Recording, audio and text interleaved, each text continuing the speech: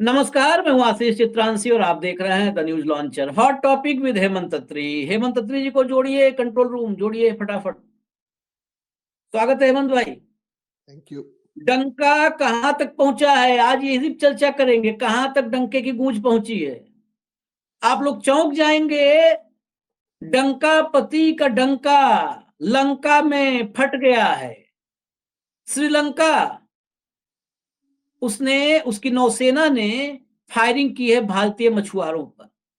13 मछुआरों पर फायरिंग की, 2 की हालत गंभीर है, वो जाफना के एक अस्पताल में भर्ती हैं। 34 मछुआरों को गिरफ्तार करके टांग ले गया श्रीलंका।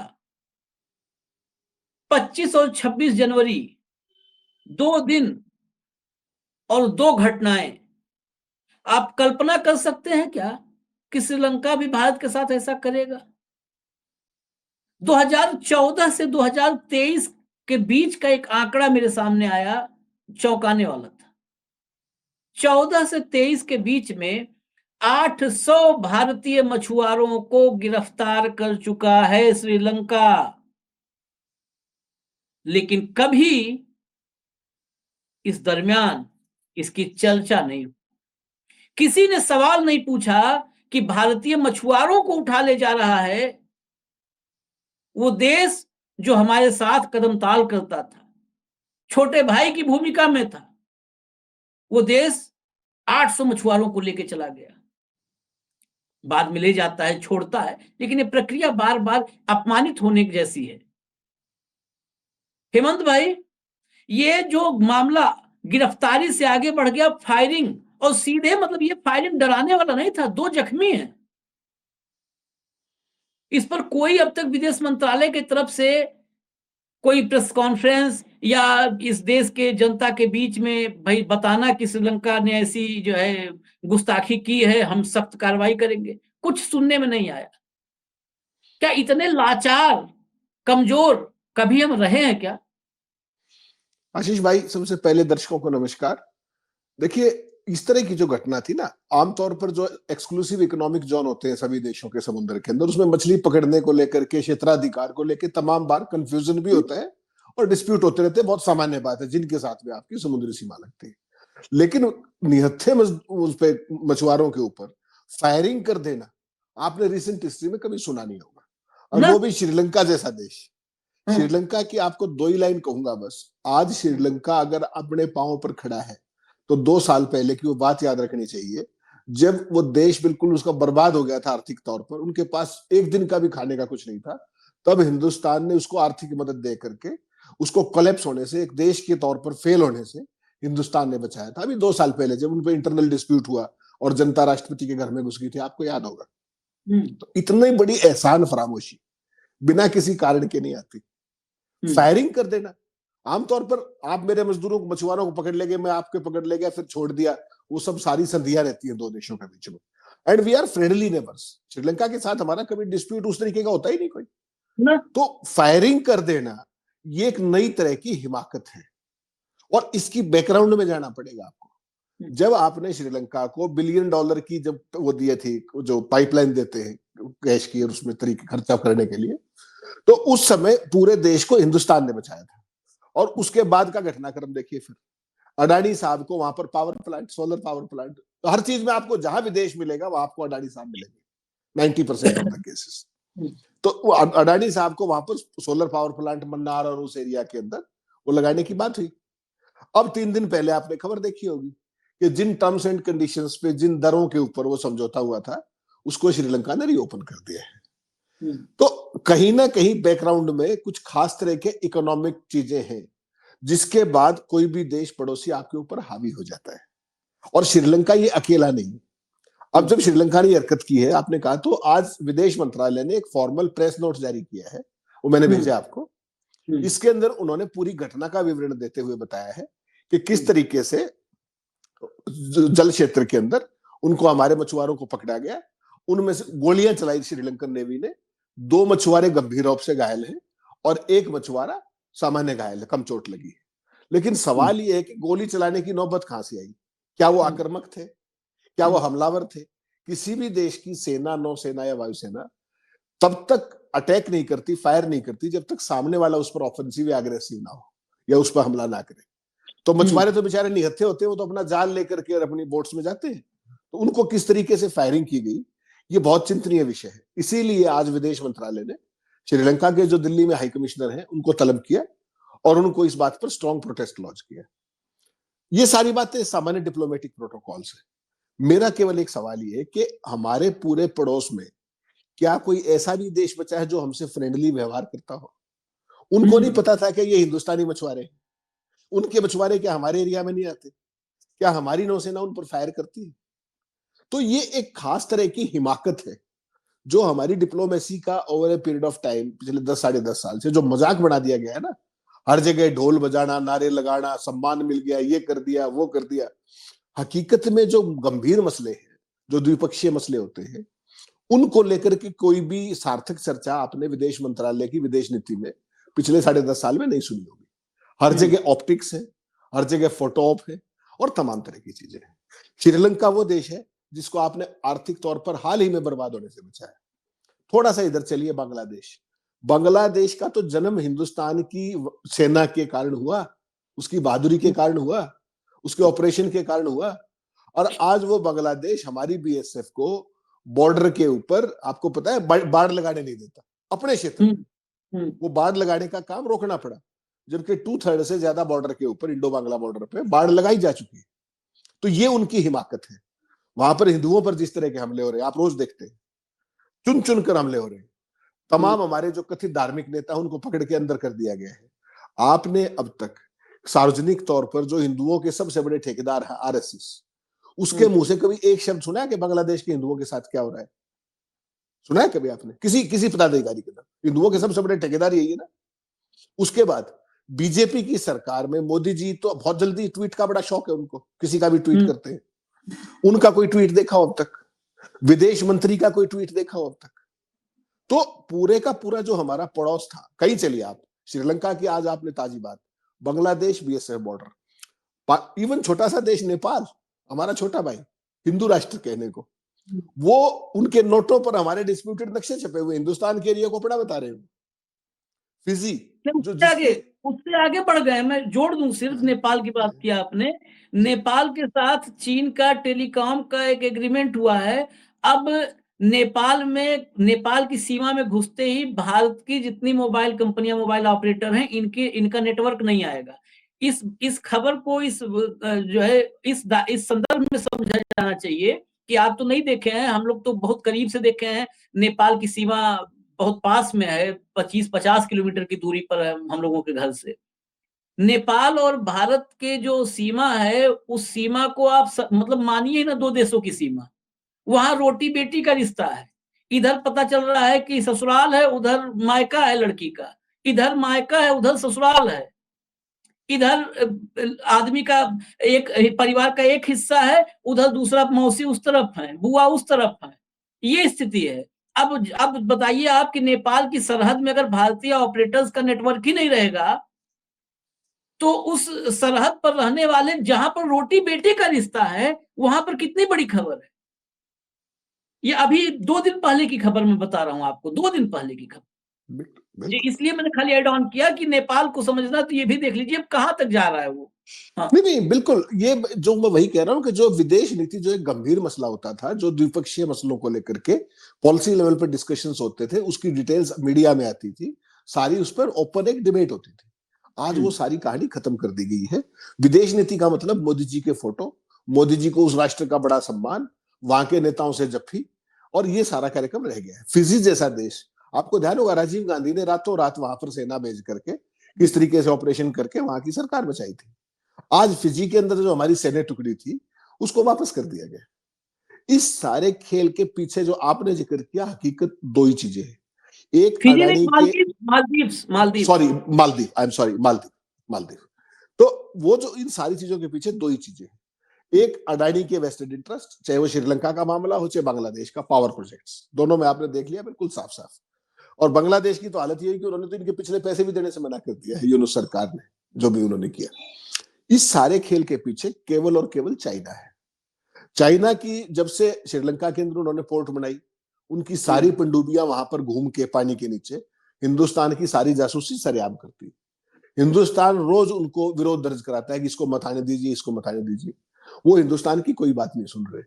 श्रीलंका नहीं सुन रहा जी। श्रीलंका की अर्थतंत्र को हमने बचाया, हाल ही में बचाया।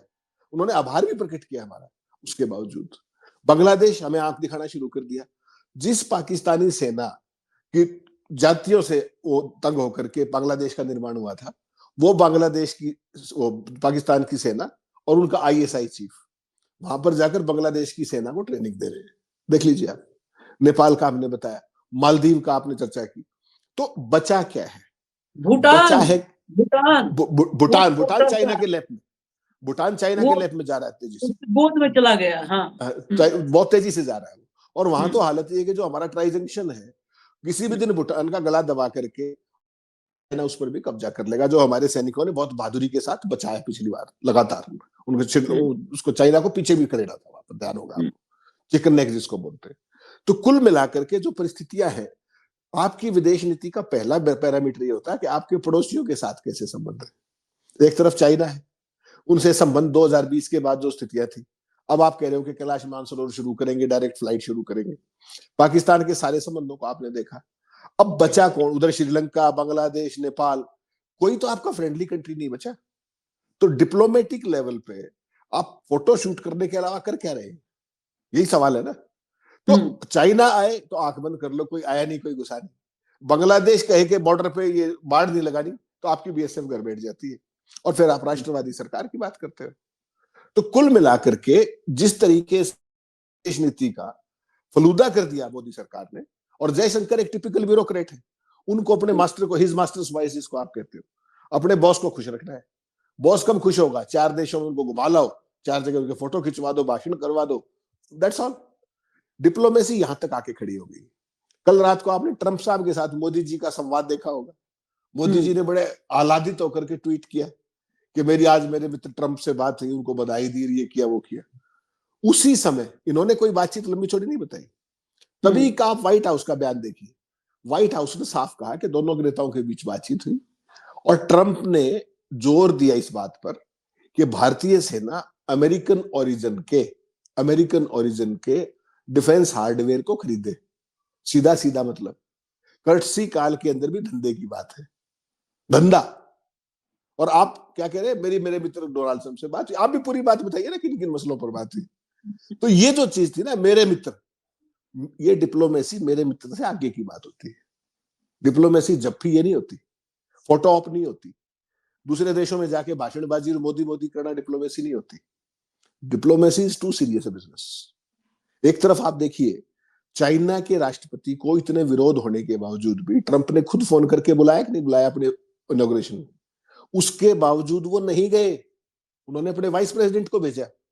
और आपके जयशंकर साहब, अब ये स्टेब्लिश हो चुका है कि जो ट्रंप की ट्रांजिशन टीम होती है, जो बाइडेन से जब इधर सिस्टम आ रहा था और इनॉग्रेशन की प्लानिंग वही करते हैं, उस ट्रांजिशन टीम से हमारी जो एम्बेसी है अमेरिका के अंदर, उसने तमाम बार कोशिश की कि मोदी जी के लिए एक इन्विटेशन मिल जाए। और उन्होंने क्या कह के मना किया, ये बड़ा इंटरेस्टिंग है, अब तक बाहर नहीं आया। उन्होंने कहा कि अभी गतिविधियां बहुत ज्यादा है, there is no schedule possible, नकारा गया। तो आप विश्व गुरु खुद को घोषित करते हैं, आपसे को मांगने के बाद न्योता नहीं मिलता। अमेरिका में परंपरा भी नहीं राष्ट्राध्यक्षों को बुलाने की। तो ट्रंप ने बुलाया तो बुलाया, उनकी इच्छा है, कोई भी बुला सकता है। मोदी जी ने भी पहले इनॉग्रेशन में बुलाया था सारे देशों को, पड़ोसियों को। तो वो इतना झगड़ा होने के बाद भी चाइना को बुला रहे हैं और वो नहीं जा रहे हैं। और आपका विदेश मंत्री वहां पर बैठा हुआ है कि किस तरीके से इन्विटेशन मिल जाए। अब ये बात सार्वजनिक होगी। तो मेरा कहने का मतलब ये है अपने आशीष भाई के, डिप्लोमेसी के अंदर बहुत सारी चीजें, जो ये डॉगी मीडिया के जरिए हर जगह मोदी मोदी कराने का वो है ना। आपने वो फेमस क्लिप देखी होगी जब इनॉग्रेशन हो रहा था, एक नकली ट्रंप को खड़ा करके किस तरीके से डॉगी मीडिया की एक महान एंकरा किस तरह की बकवास कर रही थी वहां खड़ी होकर, अपने दोस्त मोदी के लिए तो बहुत बड़ा आयोजन अलग से करेंगे वो, या दिल्ली आएंगे वो ट्रंप। किस तरह मतलब एक मोकरी बना दी गई है। और आपको ध्यान होगा, एक बार ट्रंप ने कहा भी था मोदी जी को कि अगर आप जैसा मीडिया मेरे पास हो तो मैं तो कभी चुनाव हारू ही ना, ये कह दिया था उन्होंने मजाक में। और मोदी जी इस बात को बड़ी शान से लेते हैं कि देखिए मैंने मीडिया को ऐसा कंट्रोल कर लिया है, जबकि वो उनका उपहास उड़ाना होता है। तो इस देश के अंदर सारा जो डिप्लोमेसी थी, जो विदेशी संबंध थे, ये बहुत गंभीर मसले होते हैं, बड़े संवेदनशील मसले होते हैं। आप बताइए, जब श्रीलंका जैसे देश भी हमारे मछुआरों पर फायरिंग करेंगे, उनको पकड़ के ले जाएंगे, वो अस्पतालों में वहां के में दाखिल, तो ये दयनीय स्थिति दर्शाता है। कोई तगड़ा देश हो ना, उसके सामने तो आप चिंता करते हैं। और उससे भी शर्म की बात यह है कि पूरे मीडिया से ये खबर गायब है। आपको साधुवाद है, आपको साधुवाद है कि आपने ये खबर दिखाई, इस पर चर्चा कर रहे हैं आप।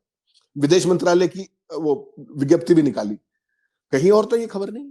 घटना तो 2 दिन पुरानी है। यही बड़ी बात यही है कि पूरे मीडिया से गायब है। जब ये खबर आई तो हमने सर्च करने की कोशिश की, कुछ पोर्टल्स पे लगी है खबर, लेकिन जो मेन स्ट्रीम मीडिया जिसे लोग देखते हैं दिन भर, जहाँ देखते हैं कि पूरी दुनिया में महाकुंभ दिव्य और भव्य अंतरिक्ष से जो है ऐसे नजर आ रहा है, अंतरिक्ष तक की तस्वीरें आ गई हैं, लेकिन वो तस्वीरें कहीं नहीं दिखाने वाला कोई है कि भारतीय मछुआरों पर वो श्रीलंका बताइए ना। भारत में एक प्रधानमंत्री ने जान गंवा दी उसके चक्कर में, शांति सेना भेज करके। शांति सेना भेजा राजीव गांधी ने, उनकी जान जाने की वजह बना। और वो आज की तारीख में कभी भी उसका जान गई राजीव गांधी की जो है, लेकिन कभी श्रीलंका भारत के साथ कभी सर उठा करके ऐसे नहीं रहा है कि जो है बदसलूकी और इस पे आ जाए, अपमानित करने पे। आप कल्पना करिए, चीन, रूस या अमेरिका, इनके आसपास के कोई तमाम छोटे मोटे देश हैं, कोई कभी ऐसा कर सकता है रसियन जो है नागरिकों पर, कोई आसपास के किसी भी देश की सेना, नौसेना, एयरफोर्स जो है आर्मी, कोई उस पर फायरिंग कर सकती है? ये सिर्फ कल्पना कर लीजिए आप, कोई कर सकती है क्या? या चीन के आसपास उसके नागरिकों पर कोई फायरिंग कर दे, किसी और देश की नेवी, आर्मी, एयरफोर्स? मैं तो ये कहता हूं अमेरिकन नागरिक हथियार बंद हो तो पड़ोसी मुल्क वाले नहीं फायरिंग करेंगे भाई। आप ये इंडियन सब कॉन्टिनेंट के मुखिया हो, और हम तो छोटा शब्द बोल दिए, माफी चाहता हूं, आप पूरी दुनिया के मुखिया हो, विश्व गुरु, और विश्व गुरु हो, और बगल में ही जो है वो जो है फायरिंग कर दे रहा दनादन, ले जाके उसी का अस्पताल में एडमिट करवाया है, 2 गंभीर रूप से घायल है। ये बड़ी शर्मनाक और चिंताजनक स्थिति है। खासकर ये सिर्फ एक ऑफिशियल प्रोटेस्ट, वो भी गोपनीय, वो तो ढूंढ निकाला, मान लिया आपने, हमने तो दिखा दिया। ये एक ऑफिशियल प्रोटेस्ट तक ही क्या सीमित है मामला? मैं ये समझना चाहता हूं, क्योंकि देखिए, आप डिप्लोमेटिक चैनल की बात कहे कि प्रॉपर डिप्लोमेटिक चैनल ये होता है, लेकिन बतौर नागरिक मैं पूछ रहा हूं कि ऑफिशियल प्रोटेस्ट कर दिया, अगर इस हम तो गांव के आदमी हैं। गांव में लोग कहते हैं ना, इसका ज्यादा मन बढ़ हो गया है। मन कैसे बढ़ा? ऐसे बढ़ा मन। शुरू से पहले छोटी बदमाशी करता था, एक आदमी के थप्पड़ मारा तो मन बढ़ा, फिर ऐसा किया, फिर वैसा किया, आज जो है अपराधी बन गया। तो आज ऑफिशियल प्रोटेस्ट हो गया, इससे क्या फर्क पड़ेगा? 2014 में, इसलिए सवाल पूछ रहा हूं, 2014 से 2023 तक 800 मछुआरों को उठा ले गया। ऑफिशियल प्रोटेस्ट तो बहुत सारे ऐसे हुए होंगे ना, डिप्लोमेटिक चैनल में हुए होंगे ना। क्या फर्क पड़ा? क्या हम किसी अस्थाई समाधान की ओर बढ़ने के तरफ हमारी सोच है? हमारे कदम बढ़ रहे हैं किसी अस्थाई समाधान? हम ये नहीं कह रहे कि श्रीलंका को नक्शे से मिटा दो, अनर्गल बातें नहीं, लेकिन कोई अस्थाई समाधान होगा ना। नहीं आशीष जी, ये बहुत बहुत साधारण प्रोटोकॉल होता है इसके अंदर। दोनों देशों की चूंकि जल सीमा मिलती है, तो समुद्री सीमा में जो मछली फिशिंग करते हैं दोनों देशों के ना, वो करते हैं मछुआरे, उसके स्टैंडर्ड प्रोटोकॉल से कई बार वो वायलेट भी हो जाते हैं। उनके मछुआरों से भी होते हैं, हमारे मछुआरों से भी होते हैं। हाँ, तो उसके लिए बाकायदा एसओपीज बनी हुई है कि भाई इस तरीके से अगर कोई आएगा तो हम अरेस्ट कर लेंगे, इतनी सीमा क्रॉस की तो ये कर लेंगे। उसके फिक्स प्रोटोकॉल है, उसमें वो भी स्टिक होते हैं, हम भी स्टिक करते हैं। और आपने हर 15वें-20वें दिन देखा होगा कि उन्होंने हमारे इतने मछुआरे छोड़े, हमने इतने छोड़ दिए। ये उसी प्रोटोकॉल का हिस्सा होता है। लेकिन फायरिंग कर देना ये बहुत बड़ी घटना है, ये छोटी घटना नहीं है। और ये इस तरह का जो व्यवहार है वो एनिमिकल कंट्रीज करते हैं, जहां शत्रु ना हो। फ्रेंडली कंट्री कभी आपस में फायर थोड़ी करेगा, एनिमिकल करता है। फ्रेंडली में तो आपस में वैसे भी वार्निंग देके छोड़ देते हैं, कॉशन करके छोड़ दे, जाइए भाई, आप क्यों खाम खा सिरदर्द अपना कर रहे, वायलेट मत कीजिए, चले जाइए। तो उनके ट्रॉले भी वो कर लिए उन्होंने, बरामद करके ले गए, सारी चीजें होगी। ये केवल एक चीज होती है कि ये आपकी प्रायोरिटीज दिखाता है कि ये छोटे छोटे इश्यूज जो होते हैं ना आशीष भाई, यही जाकर के बड़े बनते हैं, छोटे इश्यूज। श्रीलंका के वाटर्स के अंदर लगातार चाइनीज जहाज आते हैं, हिंदुस्तान की तमाम नेवी की वो जासूसी करते हैं। हाँ। क्या हिंदुस्तान एक बार आज तक हिंदुस्तान ने ला ला करके श्रीलंका को चेतावनी दी कि ये आप क्या हो रहा है आपके? जवाब है ना। मछुआरों के ऊपर फायरिंग हुई, आपने डिमार्च करके दे दिया, हो गया क्या? ऐसे नहीं होती डिप्लोमेसी। केवल और केवल इवेंटबाजी करवाते घूमना पूरी दुनिया के अंदर, ये डिप्लोमेसी नहीं है। मैं फिर कह रहा हूं, बांग्लादेश का मामला हो, श्रीलंका का मामला हो, कोई पड़ोस का मामला हो, अगर आपका पड़ोस आपके साथ नहीं है तो आप कितने ही महान हो, फिर आप विश्व गुरु नहीं बन सकते। सोच भूल जाइए उस बात को। तो बेहतर ये रहेगा कि जो आपके जयशंकर साहब हैं, ये बाकी चीजों को छोड़ करके हर महीने अमेरिका जाने की बजाय, जो पास बनवा लिया उन्होंने, हर रोज अमेरिका खड़े होते हैं, उसकी बजाय जो इमीडिएट नेबरहुड है उसको पहले संभाल लें। वो एक बहुत खराब मैसेज आता है इस तरह की घटनाएं जब होती है, और हिंदुस्तान का नाम कहीं ना कहीं नीचा होता है उस बात से। श्रीलंका आपको, मतलब बांग्लादेश आपको बॉर्डर पे बाढ़ लगाने से रोक दे और आप इसको हल्के से ले रहे हैं, और आपकी हिम्मत नहीं है कि आप इसको सार्वजनिक तौर पर उनको प्रताड़ित कर सके। क्या है बांग्लादेश कहने को? लेकिन एक पड़ोसी देश है, मित्रवत देश रहा है, आप उसको शत्रु पक्ष में क्यों धकेलने पर लगे हुए हैं? सोचना पड़ेगा ना। पहले ही एक तरफ पाकिस्तान, एक तरफ चाइना आपको घेरे बैठा हुआ है। तो ये जो प्रायोरिटीज होती है, डिप्लोमेटिक प्रायोरिटीज, इनको ठीक करने की जरूरत है। ये इवेंटबाजी बाद की चीज है। पहला काम उनको सब काम छोड़ करके ये करना चाहिए कि अपने पड़ोसी देशों का एक चक्कर लगा करके सबसे बात करें, और जो छिटपुट छिटपुट बातें कोई बड़ी चीजें नहीं, इनको एक बार में समाधान किया जा सकता है, प्रोवाइडेड आपके अंदर वो इच्छा शक्ति हो।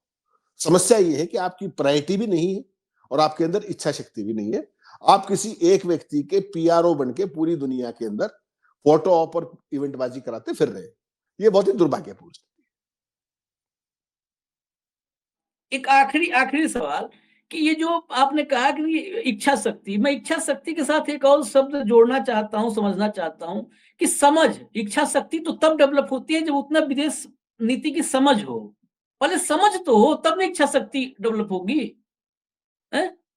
तो समझ में हम दो तीन उदाहरण से समझते हैं। पहले तो हम आज तक यही नहीं समझ पाए हैं, मुझे लगता है ये निजी तौर पर, कि हमें निर्वाचित सरकारों के साथ संबंध रखना है या निर्वासित सरकारों के साथ संबंध रखना है। ये तय करना होगा ना। आप बांग्लादेश के साथ आपके बड़े मधुर संबंध थे। बांग्लादेश में डिक्टेटरशिप नहीं आई है, वहां डेमोक्रेटिक रिफॉर्म के लिए एक बड़ा आंदोलन हुआ, जो स्टूडेंट्स का आंदोलन था। उसने वहां पर शेख हसीना को बाहर किया सत्ता से। दुनिया का कोई मुल्क उनको जो है शरण देने के लिए तैयार नहीं था। उनके चक्कर में उनकी बहन की कुर्सी चली गई यूके में, मंत्री पद चला गया, इस्तीफा देना पड़ा है। आप यहां पर बिठाए हो और यहीं बैठ करके वो बांग्लादेश के बारे में लगातार उनकी टिप्पणियां, उनके बयान सब कुछ सामने आ रहे हैं। तो बांग्लादेश कैसे वेलकम करेगा? सवाल तो एक बनता है। बतौर विश्लेषक हम बांग्लादेश के पक्ष में नहीं बात करेंगे, हम तो हमेशा अपने भारत के लिए बात करेंगे। लेकिन सवाल बनता है कि आपकी समझ कितनी है। हम अपने वालों से सवाल करते हैं, आपकी समझ कितनी है, तब ना आप पॉलिसी डिसाइड करोगे। कि जिसे उन्होंने बाहर कर दिया, जिनको कह रहे हैं कि अब हमको लौटा दो, उसे आप घर में बिठाए हुए हो। संबंध कैसे अच्छे होंगे? श्रीलंका के साथ आपने मदद कितनी की? आपने कहा 1 बिलियन की मदद कर दी। उस मदद के पीछे की हिडन मंशा आपकी क्या थी? क्या वो मदद अंबानी के एक्सेप्टेंस के लिए था, अडानी के? कि हम इतनी मदद दे रहे हैं, अब अडानी को मान लो कि अडानी अपना ही आदमी है। क्या अडानी के एंट्री करवाने के लिए वो आप सरकारी पैसे का, कोई खेत बेच करके नहीं दिया है ना मोदी जी ने किसी देश को मदद दे दिया है, किसी देश के लिए खेत बेच के ना मोदी जी ने दिया है, ना शाह ने, जयशंकर ने, सीतारमन ने, किसी ने नहीं दिया है। 4 पैसा भी गया है तो उसमें मैं ये नहीं कहता कि हेमंत खत्री और आशीष चित्रांशी, इस देश का सबसे गरीब आदमी जो रिक्शा पुलर है, वो भी जब शाम को 50 ग्राम दाल और 25 ग्राम सरसों तेल लेता है ना, लेते हैं लोग दुकानों पे, हमने देखा है शाम को जब दिन भर रिक्शा, तो डेली का लेते हैं कि 50 ग्राम दाल दे दो, 25 ग्राम पन्नी बांध के सरसों तेल लेके जाते हैं, तब एक टाइम का खाना पकता है। जब वो खरीदते हैं तो उसमें टैक्स जाता है, उस दाल में, उस सरसों के तेल में, उस चावल में, उस आटे में। तो उनका पैसा है, वो आप मदद दे करके एंटर किसको करवा रहे थे, घुसा किसको रहे थे, ये सवाल है मेरा। घुसा रहे थे अडानी को। तो क्या आपकी सारी जो विदेश नीति है या आपकी जितनी विदेश नीति की समझ है वो सिर्फ अडानी से शुरू और अडानी पर खत्म पे है? समझ ही नहीं है, क्या मान लें? ये तो आशीष भाई साफ दिख रहा है। देखिए, जब बांग्लादेश की राष्ट्रपति के खिलाफ वहां पर एक आंदोलन चल रहा था और वो आपकी फ्रेंडली लीडर थी, तो पहला दायित्व आपका था कि उसके अंदर इफेक्टिवली इंटरवीन करते और वहां जो कुछ हुआ वो नहीं होना चाहिए था, वहां कट्टरपंथी सरकार नहीं बनने देनी चाहिए थी। ये काम इंदिरा गांधी ने करके दिखाया था। दो देश पूरी दुनिया में सेकेंड वर्ल्ड वॉर के बाद इंदिरा गांधी ने पहला एक ऑपरेशन किया जिसमें एक पूरा नया देश बना दिया, एक देश ही नया बना दिया। ऐसा कभी नहीं देखा होगा आपने। और अब वो देश आपका फ्रेंडली कंट्री था, वहां की प्रधानमंत्री राष्ट्रपति वो आपके साथ थे, वहां उनके खिलाफ आंदोलन चल रहा था, तो आपका एक बड़े भाई के नाते फर्ज बनता था कि उनकी मदद करते, प्रत्यक्ष या परोक्ष तौर पर, और उनका तख्ता पलट ना होने देते। उसके लिए जो भी सेन एडवाइस है, कार्यशैली में बदलाव की बात थी, वो सब करना चाहिए था, नहीं किया। आज हालत यह है कि बांग्लादेश कंप्लीटली चाइना और पाकिस्तान की गोद में चला गया। और उसका भी जो वहां पर तख्ता पलट का खेल है, उसमें भी अगर आप देखेंगे सबसे बड़ा मामला अडानी का ही है, उसमें भी जो महंगी बिजली वाला वहां पे अडानी है, तभी तो मैंने कहा वहां पे अडानी है वो। तो बांग्लादेश के आम आदमी की कीमत पर, उसकी जेब की कीमत पर आप महंगी बिजली बेचेंगे वहां पर, क्योंकि वहां के राष्ट्रपति प्रधानमंत्री से आपकी दोस्ती है। वो दोस्ती आप निभा रहे इधर, हालत ये होगी कि वो बेचारी घर की रही न घाट की, वो हिंदुस्तान में शरण लेके बैठी हुई। तो ये डिप्लोमेसी है क्या? क्या ये डिप्लोमेसी है? ऐसे ही श्रीलंका का मामला आप देख रहे हैं कि श्रीलंका को एक बार बिठा करके बात करने की जरूरत है, जो आपने आज तक नहीं किया। तमाम बारिश में इस तरीके की चीजें देख रहे हैं, प्रोटेस्ट करके छोड़ देते हैं। मैं वही कह रहा हूं, देखिए जयशंकर कहने को एक कैरियर डिप्लोमेट है, ब्यूरोक्रेट है, पॉलिटिशियन तो है नहीं। ये बात प्रधानमंत्री को किसने सिखाई होगी कि जब चाइना ने ये किया 2020 में मई में, ये किसने कहा होगा प्रधानमंत्री को कि आप बोल दीजिए कोई आया नहीं, कोई गुस्सा नहीं? जब आपने एक बार प्रधानमंत्री के स्तर पे वो बोल दिया, तो अपनी पोजीशन को इंटरनेशनली कैसे डिफेंड करोगे? चाइना को तो आपने बहुत बड़ा हथियार दे दिया। हाँ। इसका मतलब पूरा विदेश मंत्रालय और प्रधानमंत्री जी की समझ सामरिक मसलों पर शून्य है क्या? क्या सरकार बौद्धिक दिवालियेपन में जी रही है, आत्ममुग्धता में जी रही है? उन्हीं की पार्टी का सुब्रमण्यम स्वामी हर रोज पानी पी पी कर बताता है कि कितनी जमीन चाइना ने दबा ली, और उसके बाद प्रधानमंत्री कह रहे कि ना कोई आया ना कोई घुसा। तो ये तो पूरी दुनिया में आपने कहीं नहीं सुना होगा। चाइना ने जब अटैक किया था 62 में, उस समय जवाहरलाल नेहरू जी ने पार्लियामेंट, अटल बिहारी वाजपेयी की मांग पर पार्लियामेंट चल रही थी और हर सवाल का जवाब दिया गया। क्या चाइना के ऊपर आपने कोई डिस्कशन देखा आपने पार्लियामेंट के अंदर? किसी मसले पर देखा हो? बॉर्डर विवाद तो छोड़ दीजिए। ये स्थिति है, पूरा मीडिया कंट्रोल में है, कंप्लीट कंट्रोल में सारे इंस्टीट्यूशंस हैं, और उसका सबसे ज्यादा खामियाजा केवल और केवल हिंदुस्तान और हिंदुस्तान की गरीब जनता भुगत रही है। केवल एक व्यक्ति को महामानव साबित करने में सारा तंत्र लगा हुआ है, जिसमें सबसे शर्मनाक भूमिका आपके डॉगी मीडिया की है, जो देश को गुमराह कर रहा है। आप तथ्य ना बताइए कोई बात नहीं, आप तथ्य छुपाइए तो मत, आप नए हिसाब से तथ्य घड़िए तो मत। असली ट्रंप आपको बुला नहीं रहा, नकली ट्रंप का आप इंटरव्यू करके पूरे देश को दिखा रहे हैं। क्या मतलब हुआ इस बात का?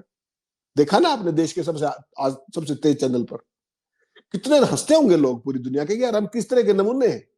हम कहते हैं हम सबसे बड़ी डेमोक्रेसी, और हमारे मीडिया का और हमारे तंत्र का ये हाल है। तो ये सारी चीजें सोचने की है। मुझे लगता है प्रधानमंत्री जी अब 11वें साल में चल प्रवेश कर चुके हैं। अब उनको ये ऑप्टिक्स और ये थिएट्रिक्स छोड़ करके अब गंभीर काम को गंभीरता से ही करना चाहिए। और ट्रंप के घटनाक्रम ने उनको फिर एक बार एक आईना दिखाने का काम किया है कि जिसको वो वहां पर हाउडी मोदी करते घूम रहे थे ह्यूस्टन में, जिसको नमस्ते ट्रंप करते घूम रहे थे, उस ट्रंप ने क्या हाल किया इनका। ठीक है ना? आज की तारीख में अमेरिका के गुरुद्वारों के अंदर अवैध प्रवासियों के नाम पर धरपकड़ चल रही है।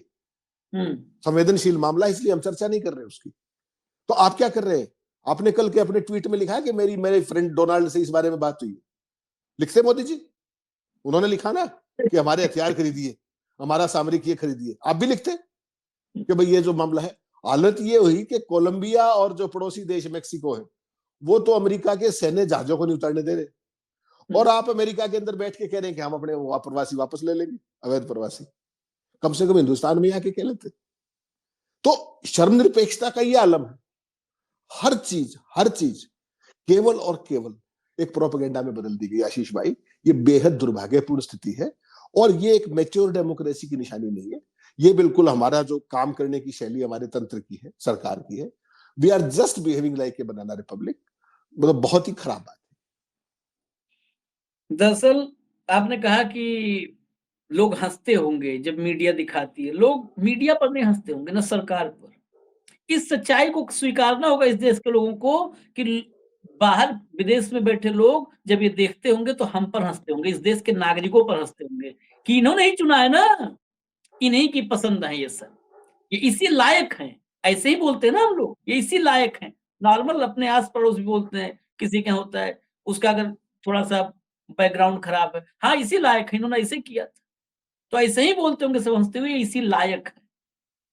क्योंकि जहाँ पर नीतियाँ किसी व्यक्ति को विदेश संबंध किसी व्यक्ति को लाभ पहुँचाने के लिए बनाए जाते हैं, तो वहाँ पर मानसिक रूप से सरकार नहीं दिवालिया होती है। मानसिक रूप से वहाँ की जनता को सरकार दिवालिया बना रही होती है। अब बनते हैं या बचते हैं, ये देखना होगा। इजाज़त दीजिए, कल शाम फिर मिलेंगे हॉट टॉपिक विद हेमंत अत्री में। नमस्कार।